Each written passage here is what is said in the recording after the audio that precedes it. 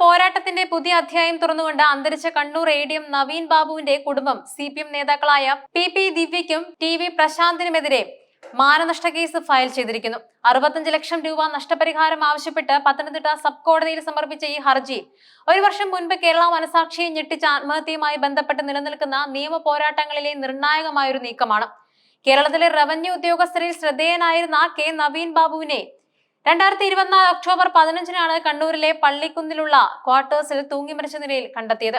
അദ്ദേഹത്തിന്റെ ആത്മഹത്യയിലേക്ക് നയിച്ചത് തലേദിവസം ഒക്ടോബർ 14-ന് റവന്യൂ ഉദ്യോഗസ്ഥർ യാത്രയയപ്പ് നൽകിയ ചടങ്ങിൽ നടന്ന അപ്രതീക്ഷിത സംഭവ വികാസങ്ങളാണെന്ന് കുടുംബം വിശ്വസിക്കുന്നത്. സ്ഥലം മാറിപ്പോകുന്ന ADM-ന് യാത്രയയപ്പ് നൽകുന്ന ചടങ്ങിലേക്ക് ക്ഷണിക്കപ്പെടാതെ കടന്നുവന്ന അന്നത്തെ ജില്ലാ പഞ്ചായത്ത് പ്രസിഡന്റും CPM നേതാവുമായ PP ദിവ്യ നവീൻ ബാബുവിനെതിരെ ഗുരുതരമായ അഴിമതി ആരോപണങ്ങൾ ഉന്നയിച്ചുകൊണ്ട് പ്രസംഗിച്ചു.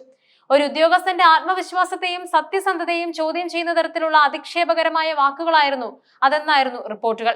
രാത്രി 8:45-ന് മലബാർ എക്സ്പ്രസിൽ ചെങ്ങന്നൂരിലെ വീട്ടിലേക്ക് പോകേണ്ടിയിരുന്ന നവീൻ ബാബു റെയിൽവേ സ്റ്റേഷന് സമീപം എത്തുകയും എന്നാൽ യാത്ര ഉപേക്ഷിച്ച് ക്വാർട്ടേഴ്സിലേക്ക് മടങ്ങുകയും ചെയ്തു. പിറ്റേന്ന് രാവിലെ ഡ്രൈവർ എത്തുമ്പോൾ കണ്ടത് തൂങ്ങി മരിച്ച നിലയിലുള്ള അദ്ദേഹത്തെയായിരുന്നു. ദിവ്യയുടെ പരസ്യമായ അധിക്ഷേപമാണ് നവീൻ ബാബുവിന്റെ മരണത്തിന് കാരണമായതെന്ന കുടുംബത്തിന്റെ ആരോപണം പൊതുസമൂഹത്തിൽ വലിയ പ്രതിഷേധത്തിന് തിരികൊളുത്തി.